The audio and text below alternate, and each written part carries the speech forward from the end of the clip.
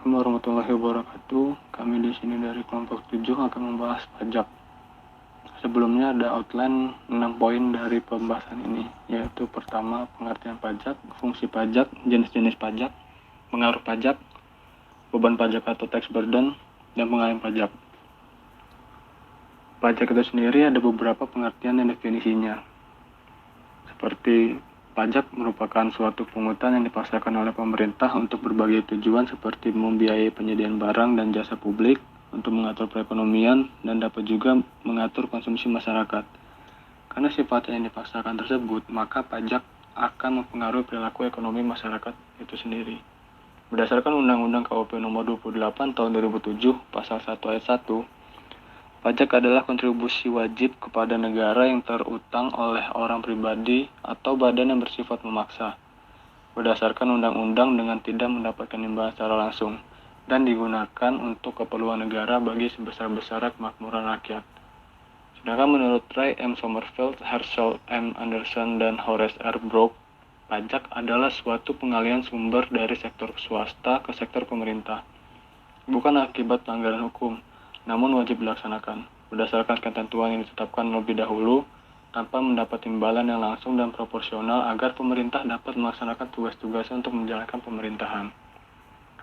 Fungsi-fungsi pajak itu sendiri ada 4. Yang pertama, fungsi anggaran. Pajak merupakan sumber pendapatan negara untuk nantinya diimbangi dengan pengeluaran negara itu sendiri.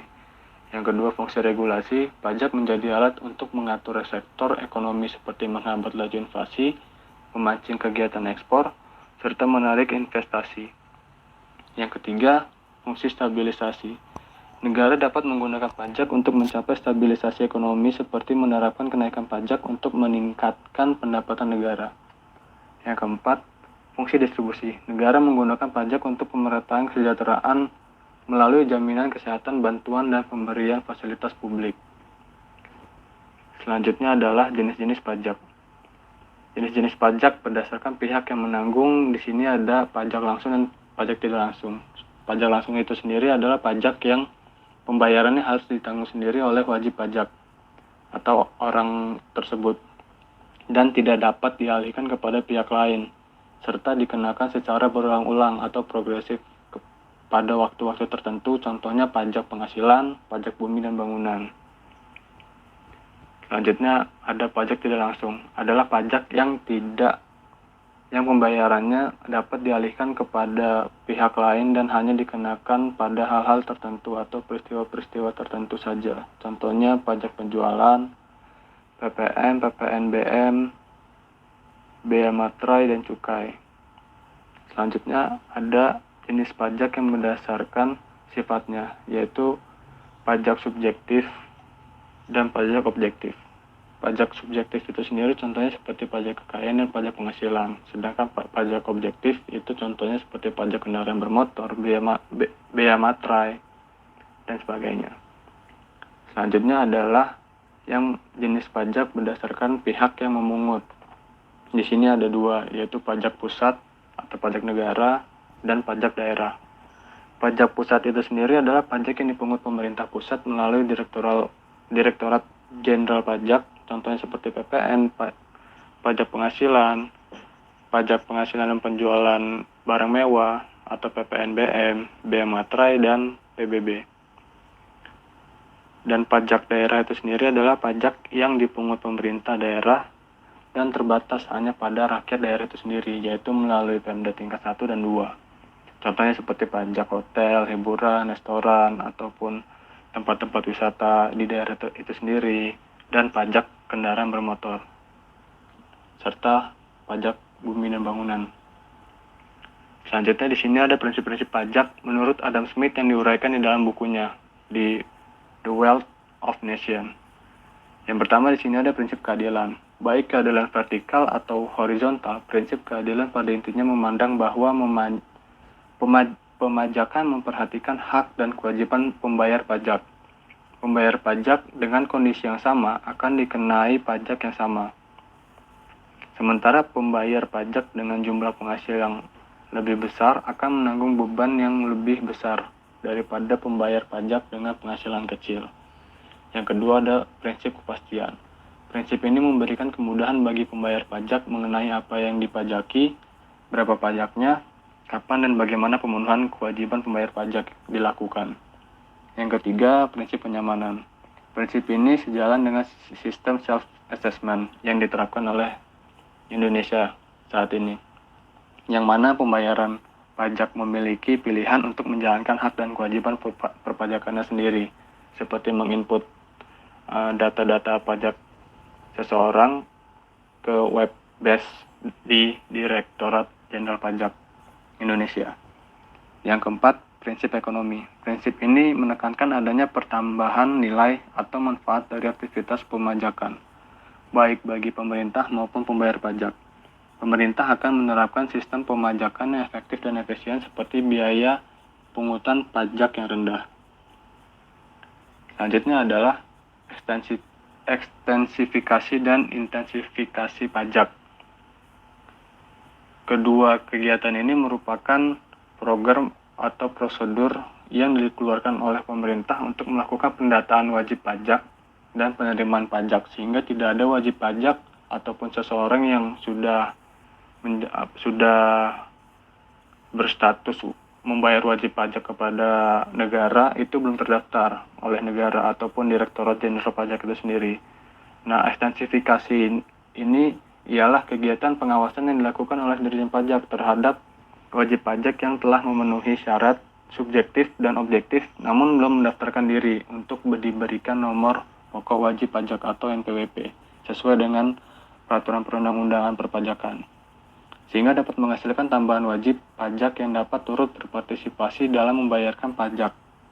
Sedangkan intensifikasi ialah untuk mengoptimalkan penerimaan pajak terhadap subjek serta objek pajak yang telah tercatat dan terdaftar dalam administrasi Dirjen Pajak itu sendiri.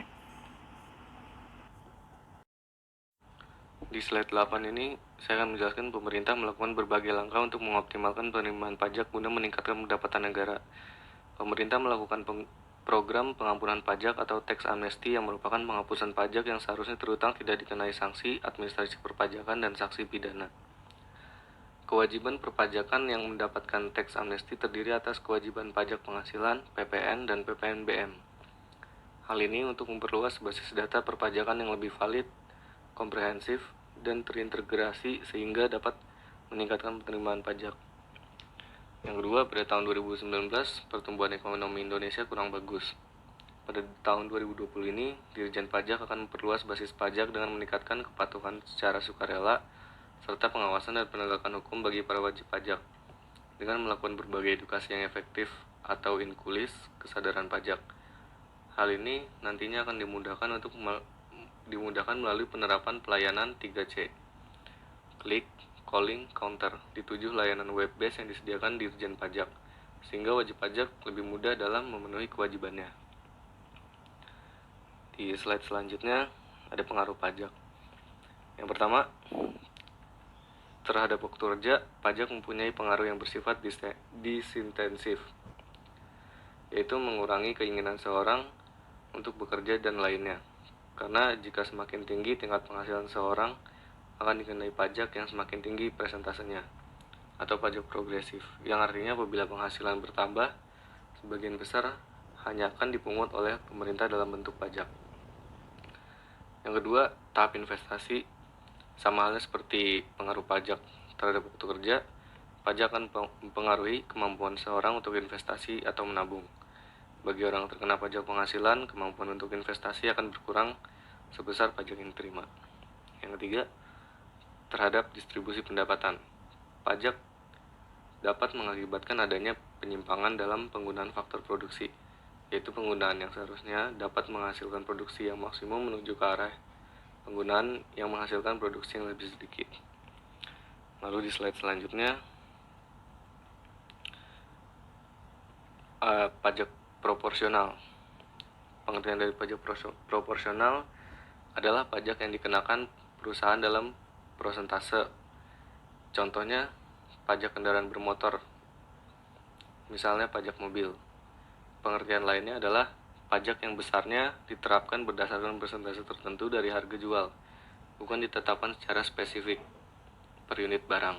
Lalu ada pajak per unit adalah pajak yang dikenakan perusahaan setiap unit produk. Contohnya pajak rokok, terus didefinisikan sebagai jumlah tetap untuk setiap unit barang atau jasa yang dijual, seperti sen per kilogram. Dengan demikian, proporsional dengan jumlah tertentu dari produk yang dijual terlepas dari harganya. Lalu ada pajak progresif, adalah tarif pemungutan pajak dengan persentase naik dengan semakin besarnya jumlah yang digunakan sebagai dasar pengenaan pajak dan kenaikan persentase untuk setiap jumlah tertentu setiap kali naik. Lalu ada pajak regresif, yaitu adalah pajak yang dimana presentasinya akan semakin kecil atau berkurang ketika jumlah objek yang akan dipajakkan semakin besar, atau PKB, pajak penghasilan kena pajak. Lalu ada excess burden, kelebihan beban perpajakan, yang juga dikenal sebagai biaya bobot mati atau bobot mati pajak, adalah salah satu kerugian ekonomi yang diderita masyarakat sebagai akibat dari pajak atau subsidi. Lalu ada pengertian tax burden. Tax burden adalah perekayasaan agar beban pajak dapat ditekan serendah mungkin dengan memanfaatkan peraturan yang ada, dengan memaksimalkan penghasilan setelah pajak. Hal ini merupakan tujuan dari perencanaan pajak, yaitu langkah awal dalam manajemen pajak yang melakukan pengumpulan dan penelitian terhadap peraturan perpajakan dengan maksud dapat diseleksi jenis tindakan penghematan pajak yang akan dilakukan. Pada umumnya, penekanan perencanaan pajak adalah untuk meminimumkan kewajiban pajak. Lalu, beban pajak kepada produsen. Dalam kasus yang normal, biasanya beban pajak ini terbagi antara produsen dan konsumen. Hal ini tergantung pada derajat koefisien elastisitas. Semakin lebih elastisitas kurva penawaran dari kurva permintaan, maka beban pajak lebih banyak ditanggung oleh produsen. Dan sebaliknya, apabila kurva permintaan lebih elastis dari kurva penawaran, maka beban pajak lebih banyak ditanggung oleh konsumen. Yang kedua, besarnya beban pajak yang ditanggung oleh produsen adalah selisih antara besarnya pajak per unit barang dan bagian pajak yang menjadi tanggungan konsumen. Di slide selanjutnya, ada pengalihan beban pajak dari produsen ke konsumen. Hal ini terjadi karena pemerintah memberikan tingkat pajak tertentu kepada produsen, dan produsen dapat melimpahkannya kepada konsumen dengan menaikkan harga barang dan jasa yang ditawarkan. Tetapi terkadang konsumen tidak ingin membeli barang dan jasa ketika harga terlalu tinggi, sehingga produsen membagi pajak yang diberikan pemerintah dengan ditangguhkan oleh produsen dan konsumen. Lalu ada ukuran kelebihan beban pajak. Yang pertama, biaya distorsi biasanya diukur dengan jumlah yang harus dibayarkan kepada orang-orang yang terkena dampak pasokannya. Semakin besar beban berlebih. Lalu ada tarif pajak, adalah sebagai aturan umum kelebihan beban pajak meningkat dengan kuadrat tarif pajak. Sekian dari penjelasan dari kelompok kami. Terima kasih.